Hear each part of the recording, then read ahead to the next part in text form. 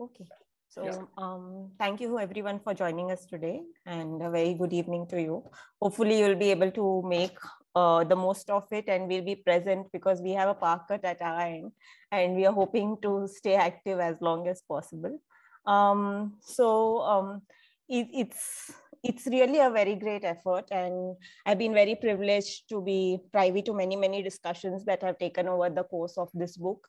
From the ideas, as Rajesh was saying, with the curatorial board, to the essays, and to what the book is now encompassing today, like the diversity, and with the range of essays, as Rajesh informs me, almost 12 essays and 3 tributes and 48 projects. And that's quite a comprehensive publication to be talking about Unbuilt. And especially when it's a second edition that follows something that already made an impact with its first one. Today I'm in great company. The curatorial board, as Rajesh was saying, has many interesting ideas, and they did shape the course of how the book would the basic framework that the book would follow. And they've been very critical in selecting the projects that form the main part of the book. And so I'm glad that, we have a chance to open this discussion out to the public and hear from them about the process. So I welcome Rupali Gupte, Bijoy Ramchandran, and Ruturaj Parikh. And Rajesh, how would you like us to, do we continue the discussion like this?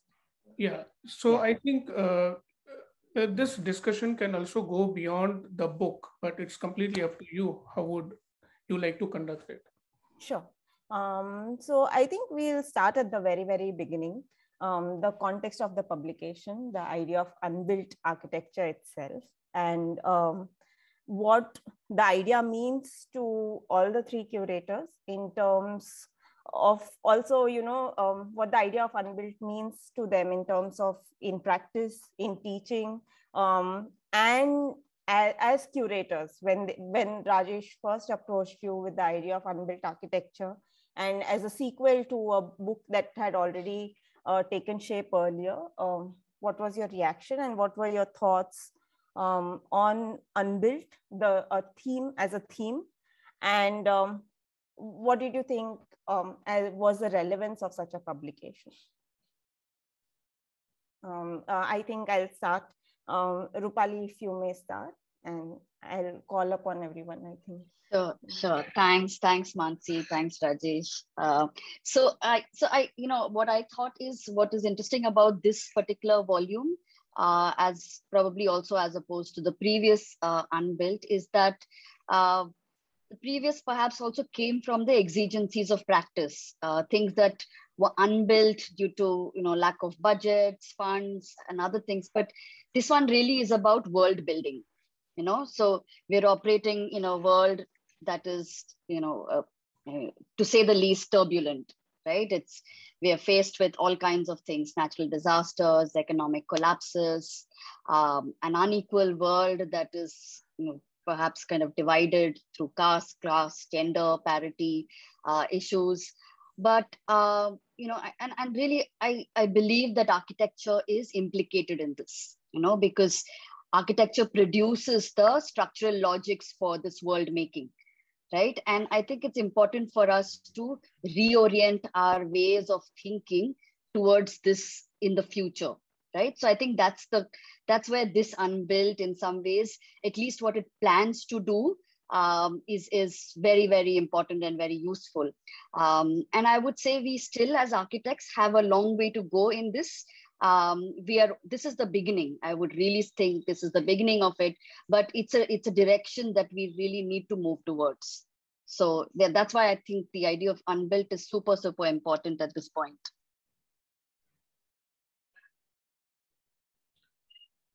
Thank you, Rupali. Bijoy, if you want to take on the question. Yeah, I think thanks, Mansi, and thanks, Rajesh, for inviting me to join Rupali and Ruturaj. It's so long back that we selected these projects that there was a lot of revision we had to do to remember why and how we went about this exercise.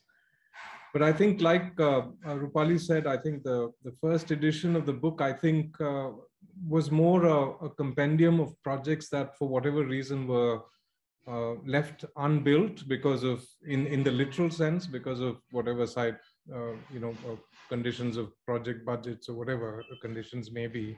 So a lot of the projects were unbuilt buildings that officers had produced schemes for. And in putting together this compendium, I think the idea of unbuilt, I think the three of us shared that, and so with you, Rajesh and Mansi as well, that we were pushing actually to try and think of it more in terms of, position from where one can sort of provoke ideas, that somehow these projects that we've selected somehow are not, just unfinished works, but that they were provocations of some sort. And that really is the strength. So a lot of competition schemes or, academic exercises, in fact, many of the ones that were in that kind of realm were most exciting because they helped the architects to move slightly sideways, or students slightly sideways, to then think of things without all of the accoutrements of a real life project, and that somehow that freedom gave them the ability to think of the pressing questions, which otherwise tend to get rather subdued in real commissions often. So I think that was exciting, and I think that for me is really the provocation of the book, that it allows you, like I'd said earlier, that it then presents to you these vectors in a way that are latent. And so you look at each of these projects and you may be able to sum up, like Raphael Monnieu's great book, Remarks on 21 Works, that this may be a book of 51 ideas, that they may, I think there are 51 projects. I don't know, I've forgotten now, but nonetheless, a compendium of ideas or vectors that somebody reading the book can then sort of step out into the world thinking that, using this as armature against the world. So that I think is terribly exciting as a provocation, as a project for a book. So yeah, thanks. Yeah, thank you, Bijoy. I think that the vectors idea that you're talking about, you had also quoted Ashish Nandi's a very nice quote where you're talking about how this book then becomes more about the critical value of these propositions together as a collective idea. Yeah, sure. Ruturaj? Yeah, thank you, Mansi, Rajesh, and thank you, Rupali and Bijoy. We had about 1.5 years back, I think we were in the initial stages of this project, and we had received a lot of work. And one of the I think one of the spanners that Rupali had thrown into the whole process was that how do you kind of distinguish something that is simply unrealized than what we as compared to something which is visionary, and in that sense, and in that early stage, then it kind of started. The project started digressing from what the first book was, and we realized that the moment you open that conversation out to use the platform in a way to produce and debate imaginations of the future, it changes the way you look at the book itself. And then we also realized that I think Rupali came up with this whole note and the title Architecture of Future Collectives, which broadens also the prerogative of architecture, which is in the unbuilt sense of the word, it kind of has this fascination with the object of what the building can be. But in this book, it has, I got to see the hard copy briefly when I met Rajesh recently. And then I by flipping through it, I realized that how richly illustrated and how diverse the compendium of ideas this exercise has produced. And it is primarily, I feel, because of extending this idea of unbuilt to the realm of what is possible and what may be possible, and this kind of dystopian, utopian thinking, which a lot of these projects have taken on. And and some of them have produced these visions almost as an optimistic world that you can imagine. So in that sense, this book is very, very different from the first. It also has works that are not cannot be clearly defined in terms of building, let's say, and they are works which are speculative of a very different way of living in communities in the future. There are some projects which I felt were very nice because they also explored new ways of representing how you see the future, and not simply as this concrete formed ideas, but very, very loose, very abstract ideas that may provoke, like Bijoy said, somebody to look into the future very differently. So yes, so it's a very different kind of and I have not had the opportunity to read the essays, which I really look forward to, in fact. But I sense that this book is not so much about projects or ideas that have unfortunately not been able to find patronage. Rather, it is about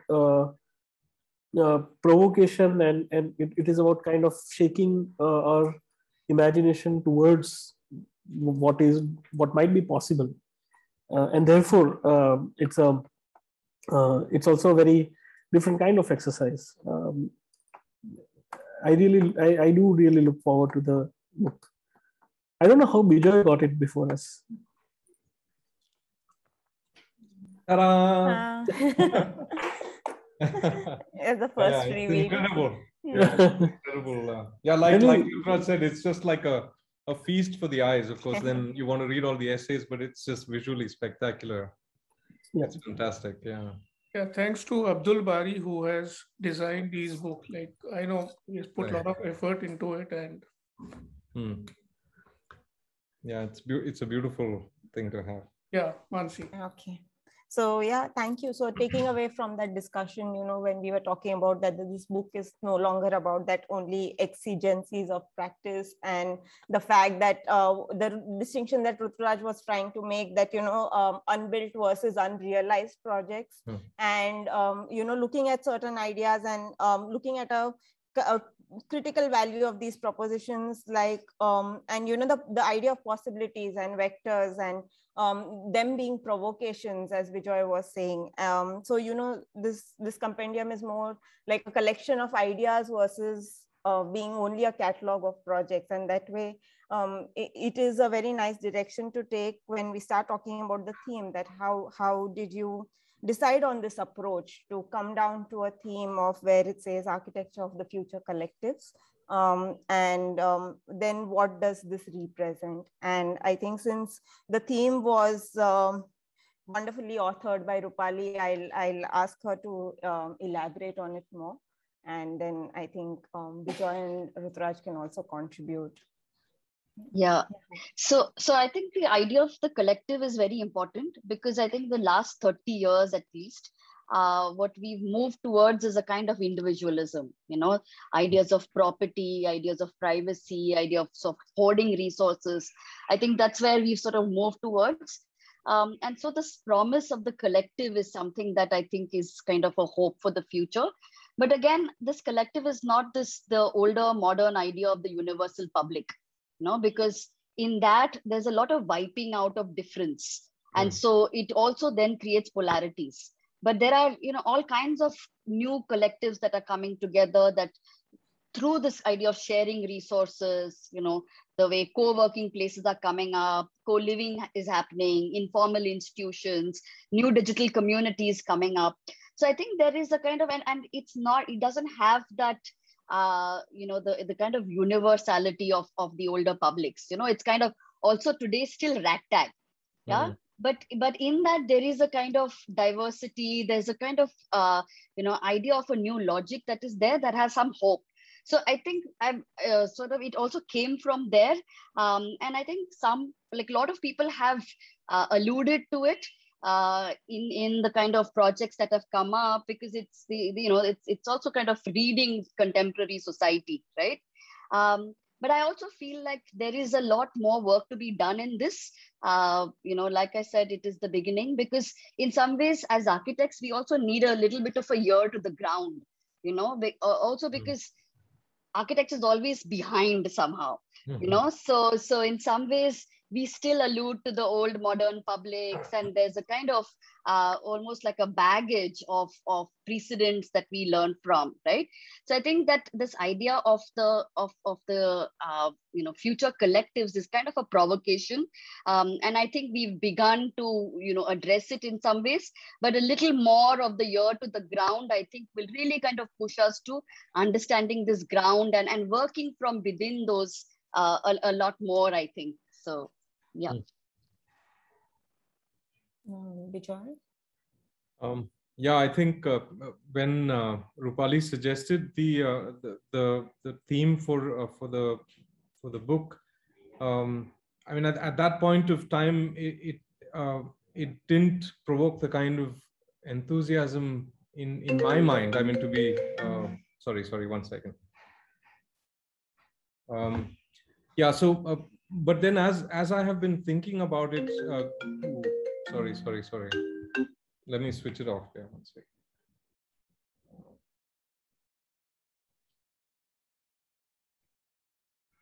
Yeah, so over time, one starts thinking about, and even this morning, when we had an informal chat with Mr. Gautam Bhatia and Mr. Ramu Katakam, of course, with Rajesh, the idea that really the provocation of the book is about the future, or about alternatives, about an alternative imagination for how we come together as society. And just as chance may have it, I've just started reading this book called The Dawn of Everything, a very audacious title, but David Bengrove and David Graeber, the great David Graeber. So the really interesting thing about that is that we think of our history as if it were linear, that somehow from primitive times to today, that we are the culmination of civilization, that we are now at the summit of what was a very long struggle to civilize ourselves and mature into this condition.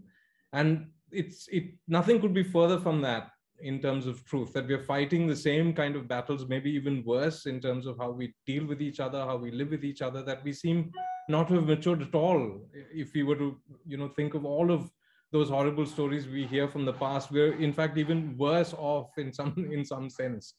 So the idea is that how the notions of democracy or the notions of socialism or capitalism, all of these tropes that our society has been reduced down into these sort of buckets, that there are so many other alternative ways from our past of how people organize themselves in societies as collectives.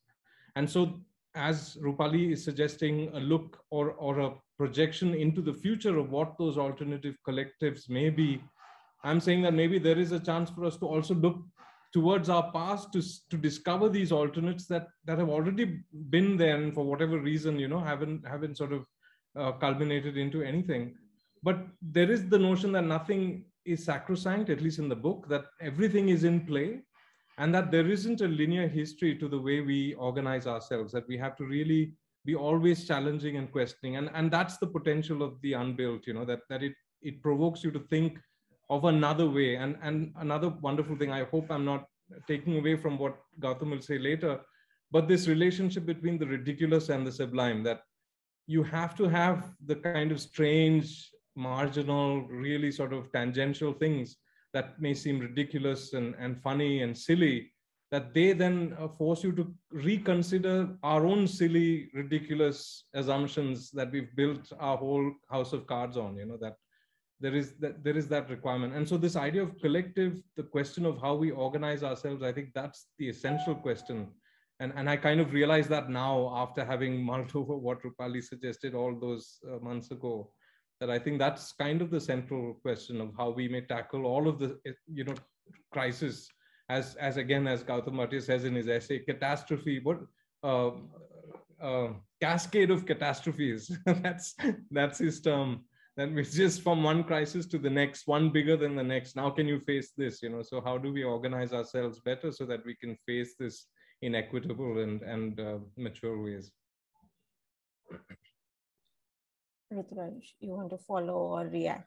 Rupali, even if you want to react, I mean, it's quite an open discussion while I'm following the very linear thing that he's talking again. But please feel free. Yeah, but it's... Sorry, I'm quickly interrupting Ruturaj.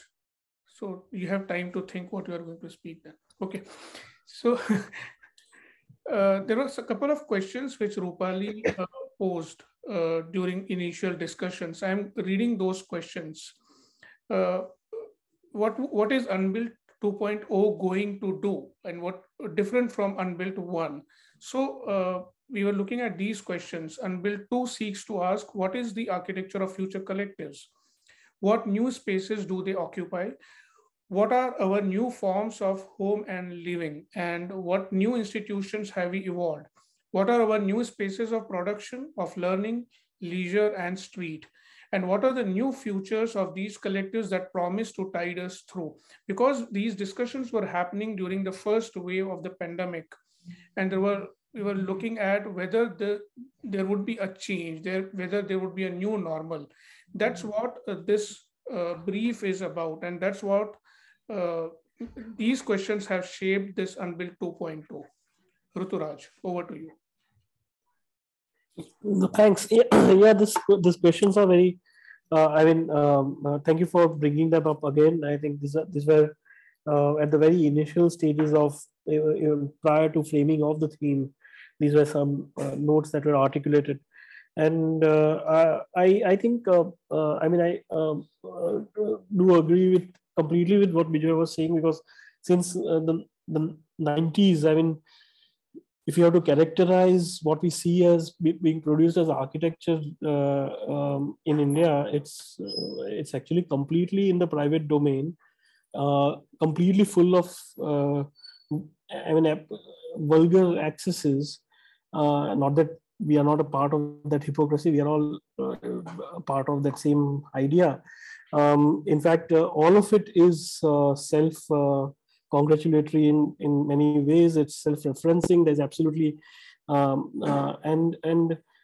was also thinking recently that most of the stuff that we have seen in popular media about architecture in the past, I mean, since let's say since 95, and the practices which are set up between 95 and 2015, all these practices have produced largely portfolios of enormous single-family residences, corporate offices, and they continue to produce this work. Majority of them without. And I'm talking about the offices whose work we were looking towards, in the early 2000s as doing great producing great architectural projects in India. There's no course correction that has happened, or there's no change of course that has happened at all. And these offices that represent the architecture of India in some sense continue to produce these projects. So in that sense, I also feel that a book like this is kind of is a much required tangent, like a change of direction from what is being also published in mainstream media as architecture and as design, what we have kind of been fascinated with or occupied with as a profession in the last last 2 decades, I think. When Rupali brought forth this question, like Bijoy said, I felt initially that maybe it will not produce a book which is architectural at all, because it goes against the very fundamental idea that we as architects, we have to produce something which is supposed to be then consumed as images or consumed as in popular culture. So and therefore, but now as I look at the book, and again I've not read the essays, but I'm looking forward to reading them, I feel that we have there is it's a nice instance of some degree of critical resistance against what's going on. And I hope that therefore younger audiences and students and people who are just setting up offices, if they come across work like this being talked about in mainstream publications or it may provoke them to think differently than what's the way the practices of the 90s thought. Not that their thinking at that time seemed appropriate, because it was just like the new economy, capital, all that, great fun, possibilities, open markets, materials coming from all over the world. But now, 20 years since, if we still keep talking about the same thing, then there is a certain redundancy to that, I feel. And therefore, this book, I think, is something that I look forward to read, apart from the fact that we have already looked at the projects that are already being published in it.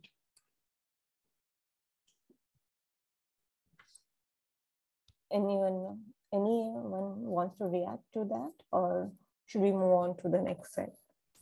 Just a quick comment, and this may be a bit, I don't know, politically incorrect, but anyway, I'll wait for the parquet. Yeah, maybe it'll go as I'm saying what I'm saying. So we had on the 3rd of December here at BIC, Mr. Bimal Patel present the Central Vista project. And what you just said, Ruturaj, reminded me of that presentation. Of course, in the course of the presentation, he showed us that they were selecting the carpets and the curtains, and they're going for the peacock motif, which one can't argue with. So when that's the state of the project, then to ask fundamental questions, and that ship has sailed. We've gone way past that point to start to discuss the genesis of these ideas. But the really unfortunate thing about it, and there were questions raised about it, is that nothing we saw, either in terms of the images or in terms of how these plans are organized, how those buildings are made, what are the materials being used, apart from the usual tropes that we fall back on: air conditioning systems, low E-glass, the tropes, right? Everybody's familiar with those tropes, that the buildings themselves do not tell us anything about where we're headed, that what is coming, like how do we build today, how do we, what Ruturaj is saying, that we don't seem to have made much headway from the time that I started practice.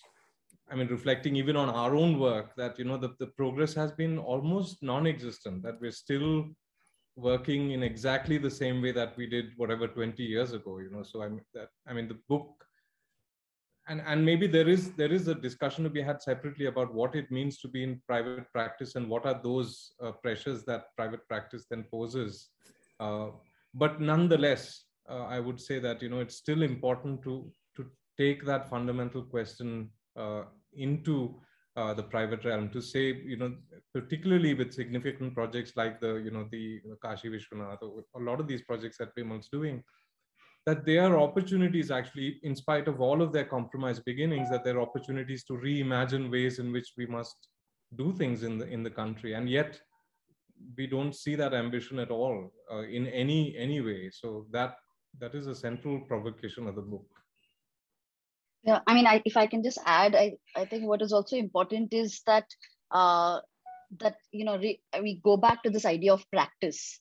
Like the idea that practice is this kind of long durée process of thinking, making, and then projects become moments in that practice. Right. The problem today is that as architects move from project to project, and that's what really sort of brings in everything that is only related to the exigencies of that kind of project making, rather than this long durée practice, I think, right? So I think it's important for us to also learn from other disciplines, come back to kind of really looking at what does it mean to kind of practice, right? Right. Yeah, and also I think one of the flaws of the kind of individualistic, a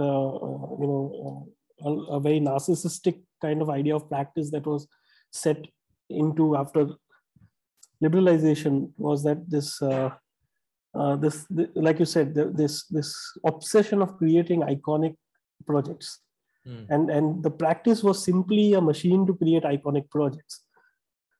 Some iconic projects got built and some iconic projects were remained unbuilt, and that was the whole thing also about built and unbuilt, because so there was no I mean, if you have to look sharply at larger agenda in as not just as a professional group of professionals or like a fraternity, but also as individual people trying to do something in their own way, there was hardly much. And now if you look back to it, very few real efforts have been made to deviate from that thinking. And what you said, Rupali, is very critical, because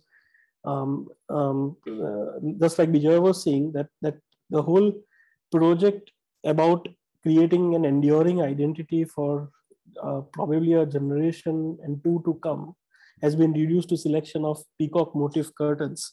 So if that becomes the by default operational whatever paradigm of how we run, and that also comes with this whole baggage of thinking that that large projects are done in that format, that template, and that you do master plan, and then you do like detail, and then one day you will and what the applause that everybody is looking at is, oh my God, in a project which concerns the nation, the architect still has time to select carpets. That is the kind of applause that everybody. It's not going to come from anywhere, because nobody cares about the carpet.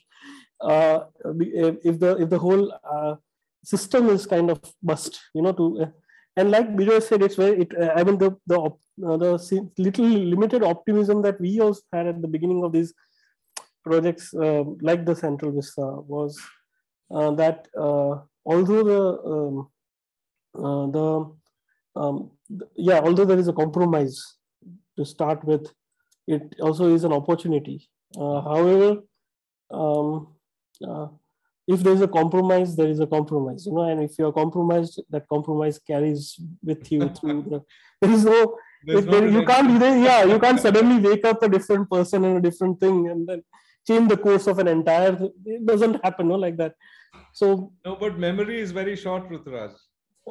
People celebrate it like Houseman is celebrated today, or like Lutyens is celebrated today. That all of those the fundamental things are forgotten over time. But there are people who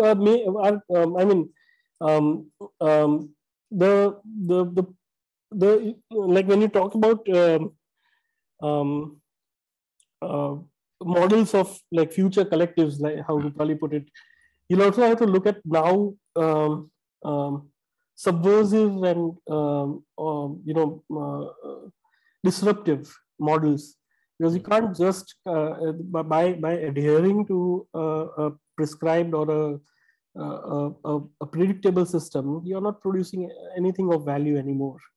So then, not of value to us probably, but not to society. I mean, where is it? I mean, if you put at least 1 year's entire publications of work, content and volume of work over a year together in one compendium, they don't even add up to like hardly a percentage of what is being built in India. So in that sense, there is absolutely no relevance to, and what do the people in Bihar care about what is happening in Delhi currently in the, except for the fact that some of their friends and all are working on the sites there. So beyond that, there is no, so in what we have, I mean, what I have observed, or there's a little bit optimism that we have, is that the younger practices that are setting up now are not one.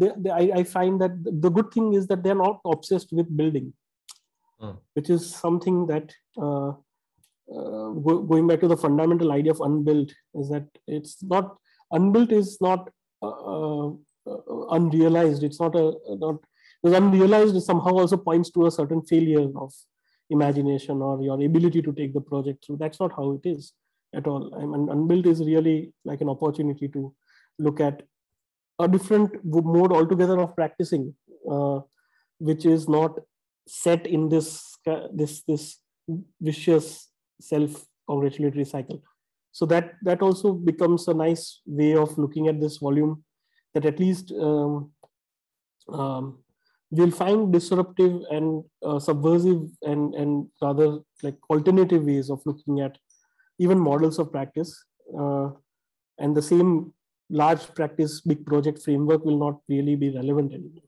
Yeah, and I completely agree with you, Ruturaj. And I think that's the hope, really, where the younger people are trying to find new ways. We still have, older architectural practices who will come and say, like we are in the real world, like, and in some ways that real world is such a fictional world and it's such a small world, but that's the world that is validated. And so, but I think there's really hope from a whole range of younger practices, and that's something we're also beginning to see in this book, that it's undeterred by that kind of, the older guy is almost mocking at you, saying we are the ones in the real world, So I think I completely agree with you, Ruturaj. Thanks. I think that was a great discussion, because more and more when you see these younger practices now, they're also modeling themselves after this idea of the speculative. It's not just, this unbuilt and unrealized kind of an idea. They're just looking at, speculative future. And for me, then this theme really becomes, it's sort of liberating, because there was this elastic idea, and yet there was this sense of, it was not urgency, but there was this emphasis on reimagination of things. And the word alternate is something that, you have been continuously using in most of your discussions. And I think that really came through when you see the projects. Interestingly, most of the essays also support this idea in some way. In fact, even Madhusudan's own essay talks about practice solely based on a practice which does not look at the idea of just built projects. So that's also been quite interesting to see how the essays have unfolded. So if we can talk a bit about the process of curation.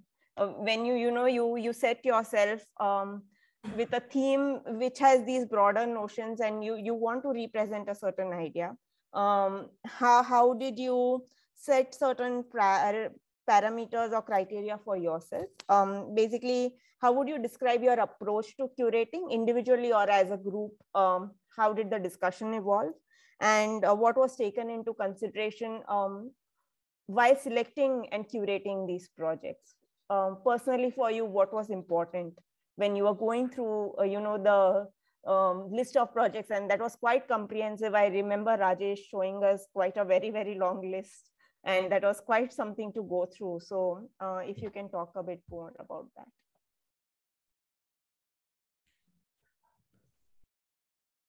Anyone, a lot of yeah. all I know. I if remember curators started with saying no to this, no to this, no to this. So I'm more interested in knowing where was this yes coming from and for what kind of works. Yeah, maybe if I can just start and then I think one of the, like both of them said, Ruturaj and Bijoy, there was a skepticism in the beginning, and somehow, and that has to do with the structures of current practices also, right? Like would people respond to a brief, and because I've also kind of come from curation in art, and then sort of also worked between the disciplines of art and architecture. Somehow a brief that is set up, you find people responding to the brief, and often architects tend to kind of send some things that they've already worked on, so there was that fear that whether it will really kind of connect to the brief. But I think what is interesting is that it's interesting to see that there's series of currents, where people have in some ways, and this is where I'm saying that, perhaps this is really where the contemporary is moving towards, because some have very consciously responded to the brief, and some in some ways, because you work within a certain world where, you're kind of thinking back and forth, wondering where your own practice is going, asking questions for itself. So there's a whole broad, range of responses, I would say, to the brief, some which are very, very sort of pragmatic, working within the kind of, within their own practices and trying to find ruptures within that, to others that are in some ways completely, rethinking what does it mean for this, new kind of organization to come together. Right. So I think it's interesting to see this. But again, I would really kind of think about, and this is where 3.0 is useful, to really, because in some ways, we still have only architects that have responded to the brief, and we have 2 artists, because in some ways we manage some circulation.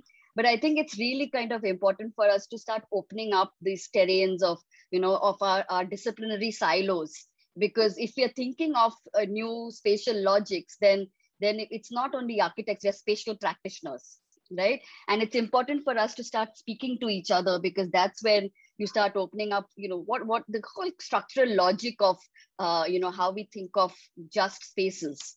So yeah, I mean, it was a really kind of interesting, series of conversations that happened back and forth, going through the works, discussing them. So I think it was a really, really interesting process for me.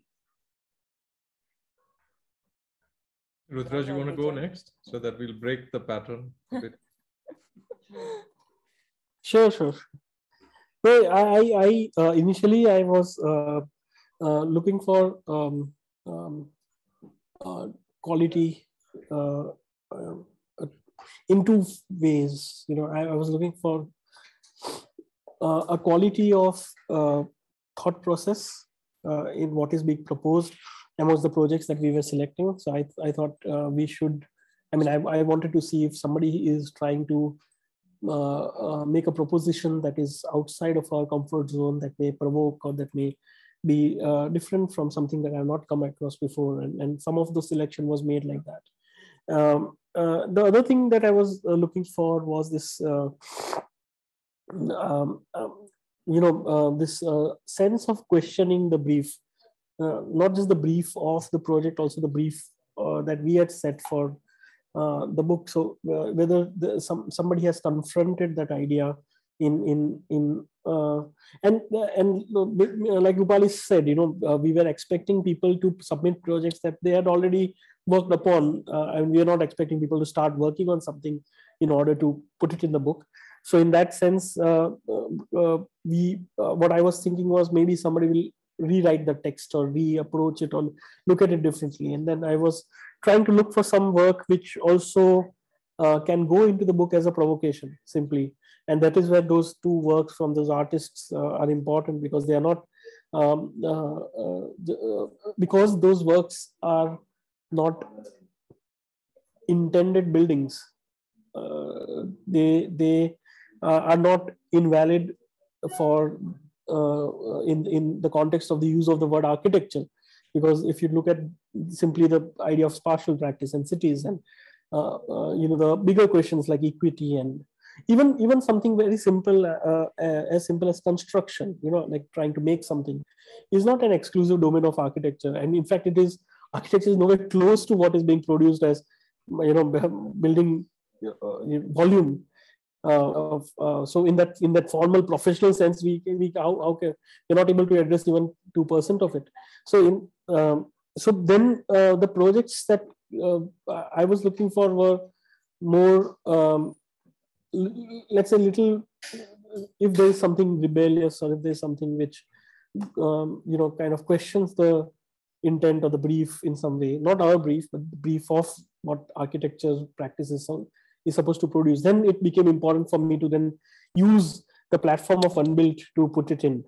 And so some of it was just, I felt was just chosen because of the quality of drawings or the quality of thought process, just the way it was, the intensity that I could imagine somebody was thinking at. So that also is important to me personally.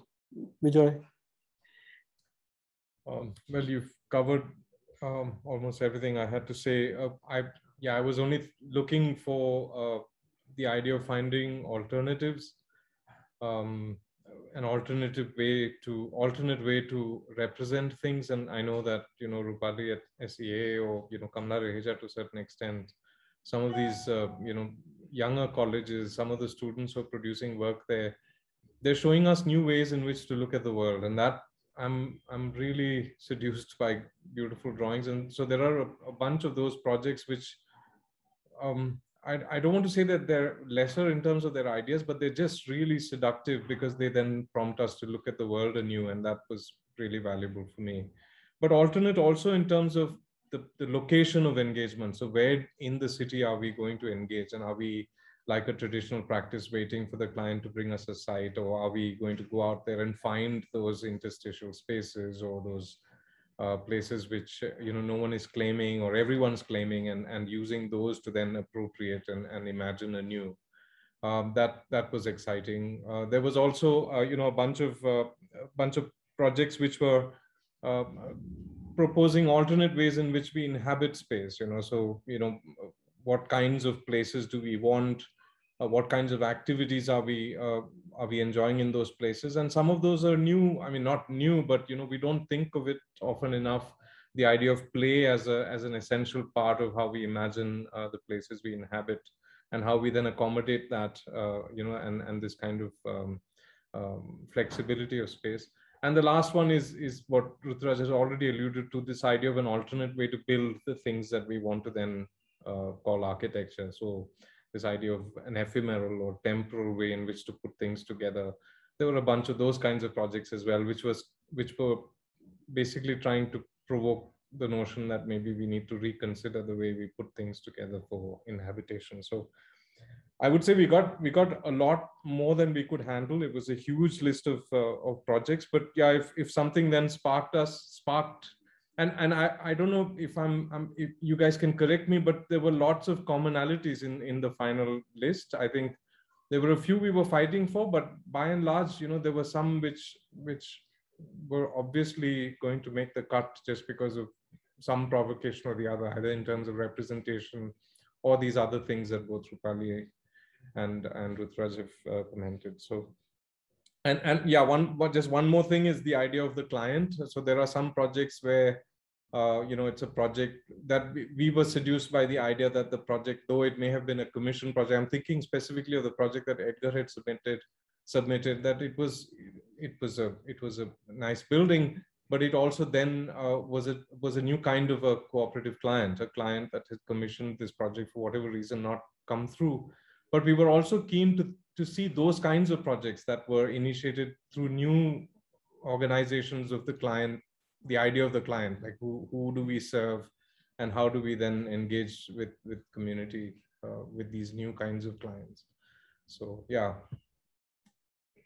Yeah, and just to kind of add to that, also I think what was interesting in like a lot of the projects is that it wasn't one client, right? Like I think that's something that is also important for us to think of.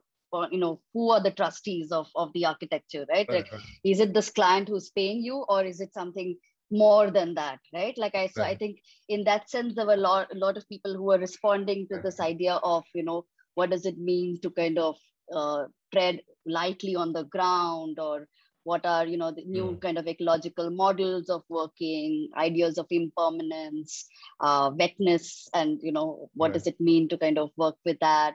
Or also this ideas of, new kinds of communities. So even if it's a private building, what happens to the ground, and how does it actually kind of become public? And so in that sense, it's not just one client, but like there's a kind of expanded idea of the client, right? I think that is important for us to take away, because in that sense, we are narrowing down this idea of gating, the idea of property. So what does it mean to kind of reverse some of those logics? I think there are a lot of clues in some of the projects here. Thank you. I think one of the important things that came to my mind when Bijoy was saying, was talking about, these schools, SEA and KRVI. And I think that a departure from the previous book, this book, I am not sure, correct me if I'm wrong, Rajesh, was that this also platformed academic projects. I think this was the first, the second edition actually opened it out to academic projects as well. Right. Right. Yeah, and if you wish to talk a bit more about that, whether it was an important part of the process to also platform students' work, because they also invest a certain amount of time in these kind of ideas. I mean, while practice is, this ear to the ground thing, and it has this real world thing that Rupali was saying, that the limitations or whatever excuses that come up, but how important was it to also look at students' work and then look at it with the same lens, if any one of you wishes to. Sorry, I'm not breaking the cycle if I start. No, but no, I just wanted to, what is interesting, I think, in kind of newer models of pedagogy, and I'm thinking of the old Arundhati Roy's film, in which Annie gives it those ones, ki maar ke sikhao, and there's a whole kind of hierarchy that gets built, and in some ways the student is the stupid person, who has to be beaten up to learn. But in a world, I mean, that world is changing, right? Like, how do you kind of look at students as peers and each other as peers? What does it mean to think of peer learning? And I think that those models really kind of, the very, very exploitative models that we built in both architectural practice as well as pedagogy, and I think we really need to reverse those logics if we need to learn from new ways of living in this world. I mean, we just had a thesis symposium last 3 days, and it was, we had invited a panel of like 3 people, and the students were presenting, but on the same panel, I mean, they were respondents, and they were on the same level as the others. So I think somewhere that kind of, again, we need to think of, where we are taking our world in some ways, and what are the structural logics of the way we organize our practices, our pedagogies, because it's not only what the content is, right? Like it's also the organizational structures that are producing, disparities or whatever, right? So I think it's important for us to learn from these models, and of course, at the same time, because like Ruturaj said, quality is important, but it doesn't mean you get quality only by beating up somebody. But, really kind of learning together, I think is really, really important. At the risk of coming across as the old guy on this panel, as the traditional architect who's waiting for his clients, my essay in the book is also now, in hindsight, reads like one of those the last gasp before the world changes. No, you can't take this away from me, Rupali. So at the risk of being that guy, I'd say what you said at the end of that comment, that the world needs both things, and it is like Venturi said, that it's both and the answer to every question is both and. That you have to have the rigor of practice, you have to engage with the messiness of the world, and you have to have the pure voice, the untrammeled, uncorrupted. And how does all that happen? I mean, who knows how any of this happens, how the sublime is produced, and you're fighting constantly. So to look at the world through the lens of, in which Annie gives it, those ones where it is an extremely black and white world, where there is, the pigs and the chicken, that it isn't, unfortunately, like that. And if only it was that simple, that we were able to fix the world through these very simple strategies of, now we will reject all the old fogies and we will invent the future, when in fact everybody's got to be in this reimagining together. And so that's the essay, right? It says that, of course, you have the great ideas and you have the great napkin sketch. And the unfortunate thing is, all of us come out of college thinking that we are somehow lesser because we can't make that amazing drawing that then becomes the Sydney Opera House. And unfortunately, even with the Sydney Opera House, that isn't true, that there are thousands of other people. There is the negotiation, especially with the Sydney Opera House, that you have to fight and then get kicked out of the job for something like that to happen. That it requires a real engagement with the world for the sublime to then make its appearance.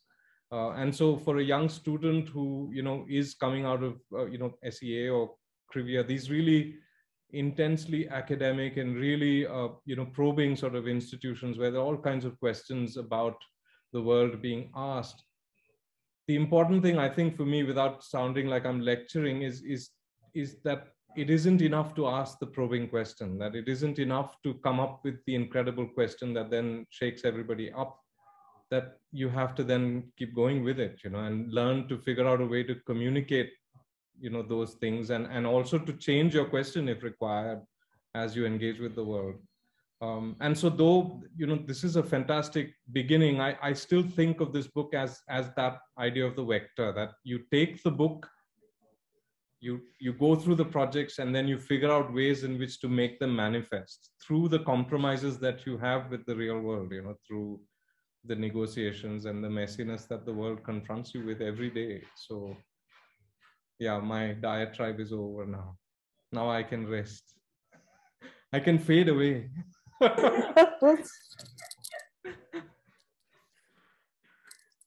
you want to add anything, Ruturaj or Rajesh? Reading this quote from Bijoy's essay.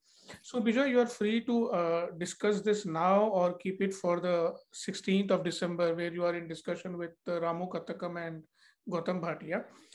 Your quote reads, "We must move away from the seductive notion of the creation of architecture as a form of immaculate conception and celebrate it as the result of negotiation and reflection in action." So I want you to emphasize upon this, and there is something further this, but we discussed this last time when we were chatting on WhatsApp. You're on mute, Bijoy. Yeah, this idea of, I think it's Bernard Shain, right, who says, whose book, the famous book, Reflection in Action, is the reflective practitioner. I think I've answered it is exactly what I said earlier, that in at least in the way that we are practicing, and also when you think about, the like, for instance, a firm like Matter, which really is a beacon, for us as well in how you engage with the world in multiple ways, but also Compartment S4, or, there are a whole bunch of these, practices that are reinventing the ways that one engages with the world. But even in those practices, and Ruturaj, you can, and Mansi, you guys can trash my theory or my hypothesis. But even in those practices, things are not coming out of a magic box that somehow, they sat in the office and then they dreamed up the world, That's the idea that somehow they may have kind of the general framework of things, just like, a normal practice probably has, but it is in the fight at the site or with the client or with the contractor that they're figuring out the nuances of what it is then is produced. And in fact, it is richer, though it may not have that clarity that may have come at the beginning of the project, that in the messiness of all of those conversations, this idea that you're reflecting as you're acting, that you're engaging in that making of the thing through the process of doing it, that then is valuable. Maybe I should let Ruturaj and Mansi talk about it, because I think really for me, Matter is an incredible experiment in imagining different ways in which one engages with the world, not only in producing architecture, but in doing everything else as well, that then furthers the conversation about what it is to practice and what it is to be an architect. It's quite something that you guys have built. So anyway, I'll leave it to you guys to. I'll let Mansi take that. That's really mean. I don't think, I'm not really sure. I think Ruturaj is much better at articulating the intent, but I can talk a little bit more if you want. No, but I don't think that we have, we also have the time to really reflect and practice as we go. And I think that we don't have the vantage point of seeing it from outside. But for Compartment S4, I do have a vantage point of seeing it. And what is interesting is that when I see Compartment S4 as opposed to what Ruturaj and me are coming from, is that they're coming from an institution much like SEA and KRVIA, where the importance of framing something before bringing it to the real world is given an importance of a very different kind. I think that when we were also, at least when I was studying, it was not that I studied in the same idea of practice that we have been trying to, break out of, where we practice as we go. We take it project by project, and then we look at the ambition of the project. But something like where, when the students now have a very a place where they're free from everything else, and then they frame a question, and then they start looking at their practice from that idea, and then they start confronting the real world. I think that somewhere what you're talking about, where it meets the messiness and then what manifests is important. And I think that's what's happening, especially with practices like Compartment S4 or the younger practices now, because they are coming from institutions like this. They're learning the idea of questioning, of framing an intent. And I think that that's somehow which we'll benefit from in the next 10 years, because I think then each practice will start to question more and more. Yeah. Sorry. Also, sorry. Sorry. No, go ahead. Ruturaj, complete. No, I wanted to just add that the traditional boundaries are not relevant anymore, because when we were in school, I mean, academics was not considered as practice in principle. It was, I mean, the general conversation was whether you will be in academics or whether you will practice. That conversation doesn't hold anymore, because almost everyone we know are into academics and practice simultaneously. They are just looking for, because also the issue with the practice is the same as the issue with academics, because traditional models are not working anymore. So people, younger people who are, I also talk about younger people as if I am old. You are. Trying to acknowledge. I mean, people of my age, let's say, trying to look for models of doing, producing work, meaningful work, whether built, unbuilt, speculative, pedagogical, curatorial. There are many different modes in which, I mean, Rupali, what you have been doing as an extension of your involvement with academics is also to kind of make these propositions as exhibitions and take them around,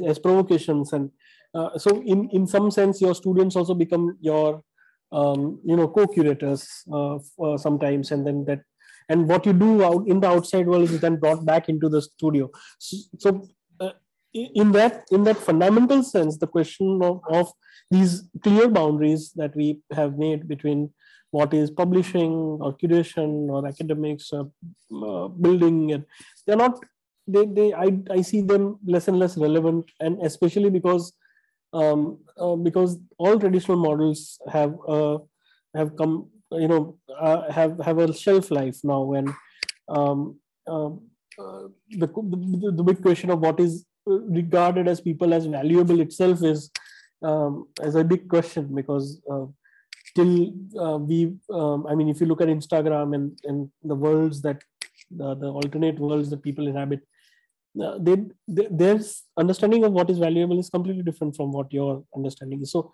in that fundamental sense only, but I do think that that this question of being able to reflect on and nourish your own work is very critical, and then and instances like this, this kind of curatorial exercise or the conversation we are having here help us have an insight, almost like an out-of-body experience, and look at our own work in a different way.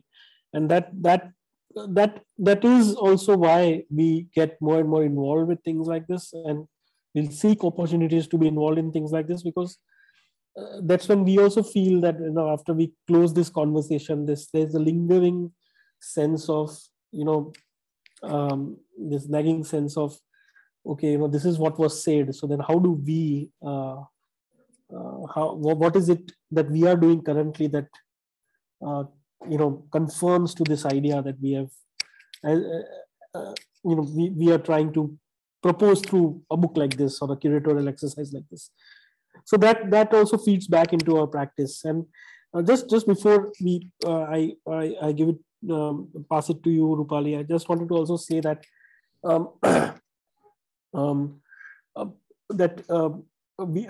been like looking at one of 100 Hands recent project, or not so recent, but I mean the Bangalore International Center that opened just before, and I'm quite an follower of whatever happens at BIC, because they also make it a point to put it out there in the public domain. And and there's this sense that that is probably the new kind of client, who are I mean, even in the traditional sense of a practice, that is how that is the kind of work that we want to do. And it is not the work of being able to produce this fantastic building. It is probably more of to have the sensitivity and the tools to engage in that long drawn, like Bijoy said just before, long drawn negotiated conversation that produces a project, which is what the practice I feel is more and more about. Because those projects, although they're messy, rough on the edges, maybe somewhere unresolved, unclear, work in progress, they do have this vitality which the projects that are produced in isolation, in dialogue with a single client on a single site far away from the city somewhere, it produces. Because that is almost like image making now in 3D, like in a three-dimensional photo production kind of a thing. On the other hand, a project like BIC, with all its difficult negotiations that it may have gone into, is such a vital project for the city. So there itself, that is the truth of what Bijoy was saying, because that although it may not blow your mind away, or in some sense in the way that maybe Sydney Opera House does, but it is both for the architecture office and for the client creates, and for the city creates something very vital, something that the Central Vista project can never do, because it is still in that fundamental sense a dialogue between a private client and a private architect. It has taken away the whole conversation from the public. So yes, so I just wanted to bring the conversation back that even in that traditional form of practice, which looks at the project, the commitment to the project, and the negotiations of being the churning of a project being central to the going to office every day and talking to the contractor kind of a thing, is also very essential.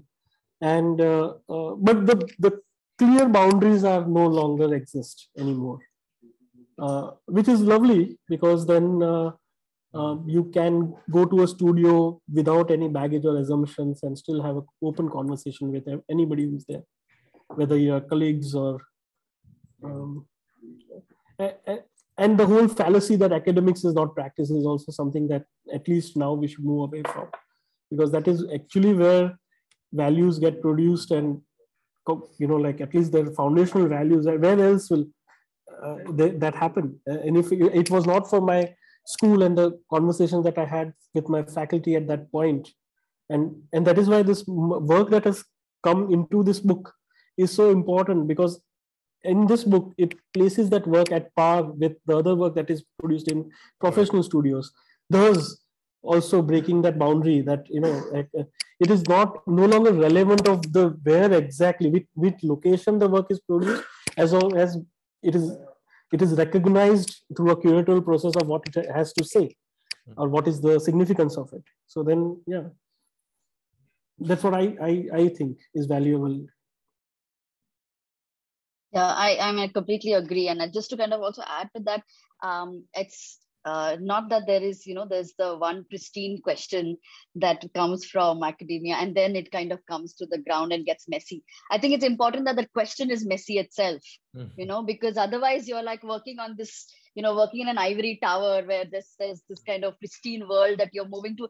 It will never work, right? Like that question itself needs to be messy enough to kind of to understand where it's going. And that's when then you start looking at expanding the domain of what you validate as practice, right? It's not just the glamorous project, but what are the structural changes that happen in a space around, without losing sense of beauty and without losing sense of what does it mean to create space. I think it's important that that question itself sort of is messy, and I think that's where a lot of the pedagogy is also moving towards. Sure. Yeah, and I think that's the learning, because even this theme, that's the idea, right? It's not that it tells you that there's not just one question, and it is the messiness, and there are so many, and the idea that your projects could confront any direction or any possibility, any vector that this theme where it could offer. That's also a very important part of what Unbuilt 2.0 was about. And I think just to conclude, maybe because we may have crossed, I'm not sure, in the interest of time, any reflections that you have on the diversity and the range of projects in view now, now that you reflect? It has been 1.5 years, and I think that was also a very nice thing, because while there has been no real churning where we touched back over time, but you are suddenly seeing a book in review, and the last 2 years have been quite something for the world.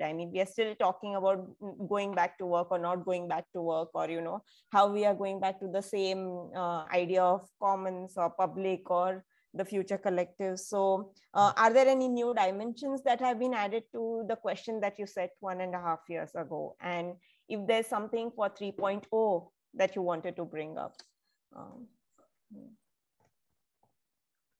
Rupali started this idea of 3.0. Yeah, I think so.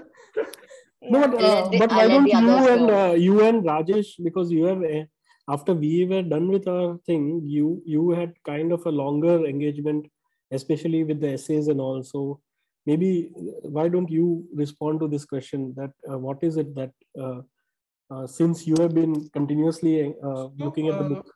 Ruturaj, I'm still not able to digest this fact that the book is here, So give us some time for that.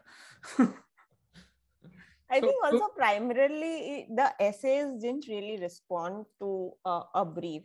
They were while they were responding to the larger idea of Unbuilt, they were not looking at just the future collectives as an idea. And somewhere that part of the curation was very important, the projects part, and that's where we are trying to see if there's anything else that you wanted to add, in retrospect. So I don't think even the essays were given that brief to kind of look at the theme, and there was they had a freedom of talking about Unbuilt from any perspective or any dimensions they could bring into this discussion. And I remember, like Madhusudan Chalasani said, that I would like to talk about something else, the practice during the pandemic, and we were completely happy about it. So there is that. So the next discussion, which is among Anupama Kundu and Shimol Zaveri, there Shimol Zaveri is talking about the diversity in essays, but at the same time there is a thread which puts them together in the book. So we would wait for that comment from Shimol. Okay, so just then, do you want to respond to the question before you put me on spot? Any new dimension that has opened up, any reflections on the diversity of projects, anything else that you want to add as a concluding thought? Are you asking us, Mansi, or Rajesh? Yes. So Rajesh is, I think he's just happy that the book is out. So he's not part of the discussion. Rupali, shall I go? Can I? Yes, please break the cycle. So I didn't have much time to go through again, but very, very quickly, and I'll maybe name a few projects and some kind of ideas that these projects in the book are provoking. So the first was, this project by Banduk Smith, which reminded me of, I don't know if you've seen John Soane's Bank of England, competition submission, which shows the building, I don't know, 400 years after it was built in a completely decrepit, ruinous state. And that was his competition entry, that someday this building will become truly what it's supposed to become, the forest, that it would be taken back into.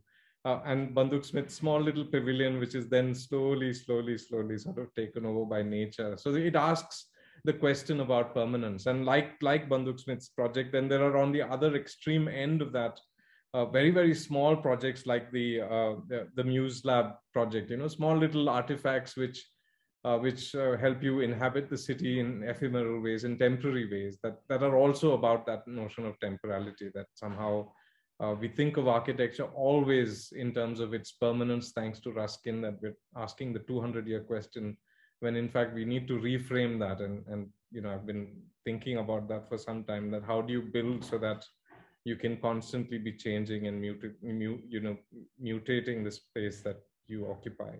So that leads me to Biome's project, which is this massive framework in the landscape, which is like one of those old Alison Smithson, big frame in the landscape, which then you plug in and plug out, and it's so beautiful in its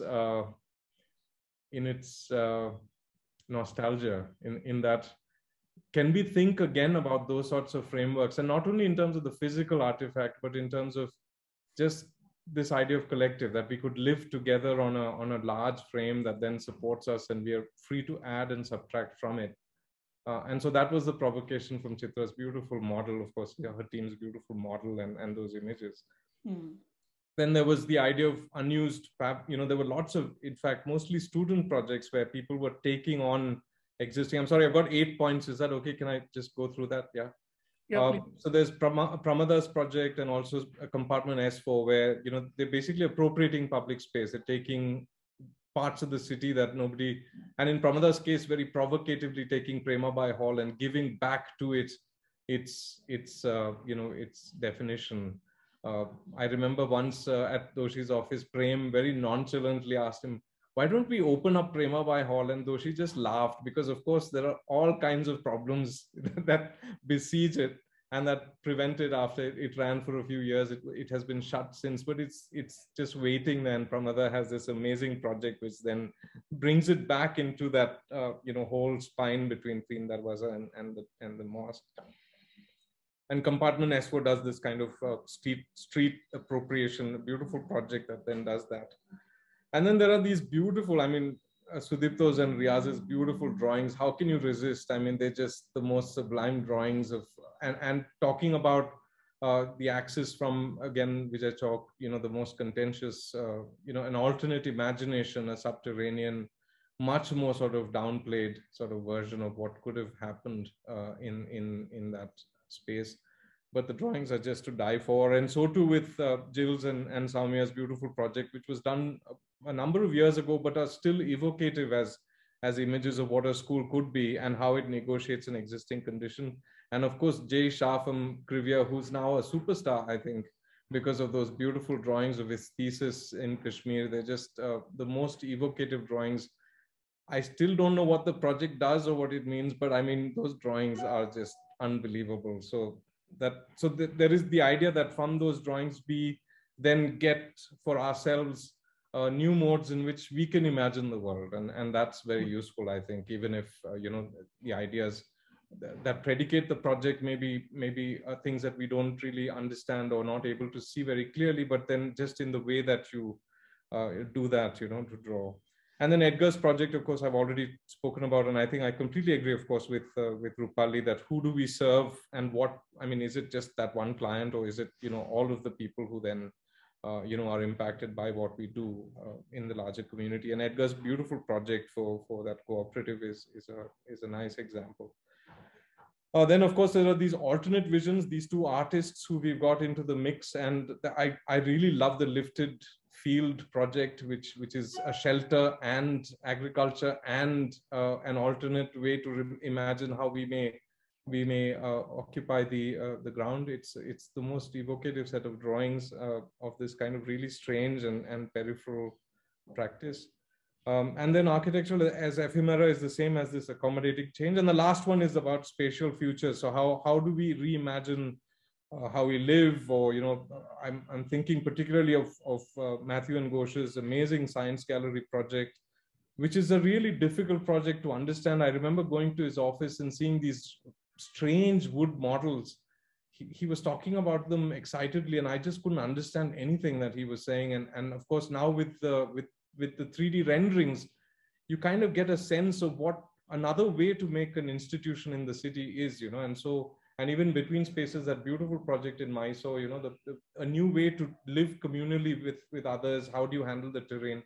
So there's a whole bunch of those kinds of projects which are about reimagining the way we inhabit, you know, our buildings. And so there are only 8. I went through half the book. I still have the other half. So you can imagine, I mean, Rajesh has done some magic here to put together an incredible compendium, which I urge all of you, all 32 minus 5. Hopefully we're getting free books, Rajesh, I don't know. But yeah, please get it. It's incredible. Thank you.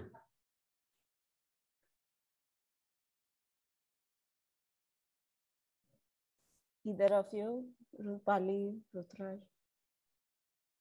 Maybe I'll just mention a few since Bijoy has gone through all of them, but maybe also not mentioning the names of the projects, but because these are like series of clusters that had, you know, similar ideas. So for example, you know, all the way from, you know, very pragmatically challenging the current, you know, bylaws and tweaking the kind of system to we saw, you know, the projects that kind of worked with really sort of environmental concerns, treading lightly on the ground, new ecological models of dealing with the land in the Anthropocene. You had this idea of working with wetness and impermanence that Anuradha Mathur and Dilip Dakuna have been talking about. To the ones that create, you know, multiple occupancies for the collective. Like you said, you know, it may be a private building, but there's another kind of occupancy that happens on the ground.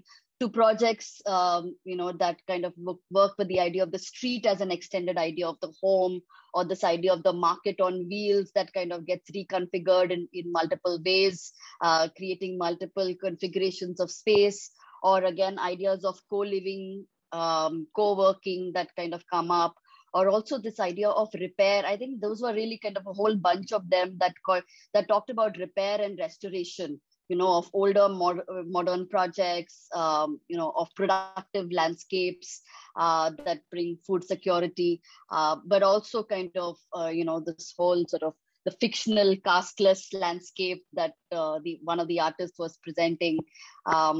But so also, I mean, the kind of repair and retrofit ones, I think there was a whole range of them that came up in the end, which really to me was interesting, like the whole idea of occupying a vacant office, or this idea of reworking old transportation networks. And so in some ways, it's also telling us where things are going, right? Like where these kind of interventions are happening, and what is it that is transforming things that you kind of held on to are kind of breaking apart and being reconsidered and reimagined. But I mean, in some ways, all of them were also in you know, doing them poetically, you know, so it's like intervening in a kind of world and transforming it, but doing it, you know, on their own terms and doing it poetically. So I think that's something that just, there's a lot of things to take away from that in this volume. Thank you. Ruturaj? No, I think it's I think it's so Bijoy, the first 8 projects that Rupali talked about, the last few.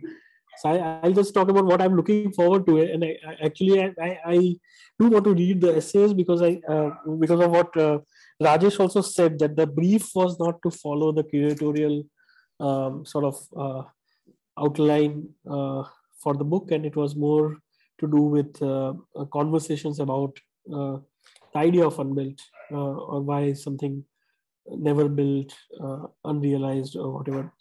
So the essays will also, I think, enrich the whole conversation around these projects. And the lovely thing about it is also it does not have, from what I saw when I met Rajesh. I'm yet to get the copy. I still can't believe Vijay has it with him. Yeah, you'll get it. We don't.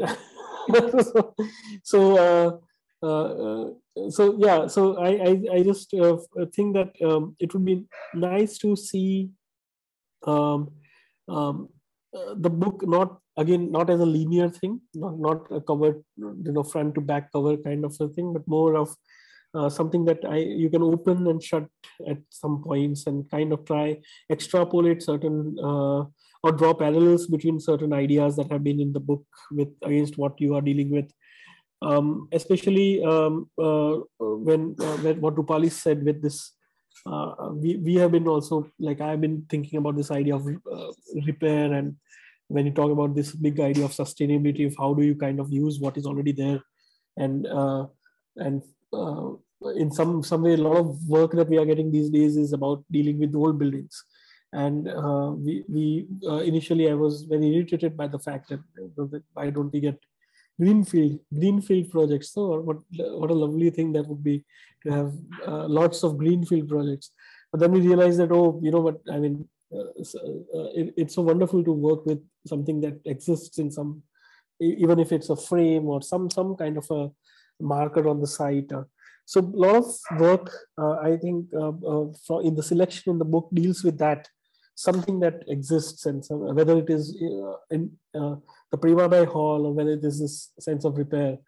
And that is what is nice about this book, because it is, in the sense, the idea of unbuilt is not, these wonderful projects that may have perhaps been realized in this, in a greenfield site next to the river, far away from the city, but it's also deals with right in the heart of the mess of the city, trying to talk about history, modernity, heritage in some sense. So we look forward to it, and it would be great if all, like Bijoy said, if everybody buys one. That will also, because we were in this session, we can also then pressurize Rajesh to give us an extra copy. Because we run a partnership, both me and Mansi are, we can't share one copy of I thought you were just talking about sustainability and but yeah, thank you so much for all, I think, for your time, all three of you. I think one of the most important things for me when we started the process, because I didn't have much to contribute then and now too, is that, there was this unanimous sort of understanding when Rupali proposed the brief. There was no resistance to it. I mean, while Bijoy and Ruturaj are now stating that there is some sort of, where you are mulling over it and there was some sort of apprehension, but the fact that intuitively it responds to that idea of provocation, or that idea that, what you really wanted to frame as a brief. And I think that was one of the most important things for me to take away from the curatorial process. So thank you, all of you.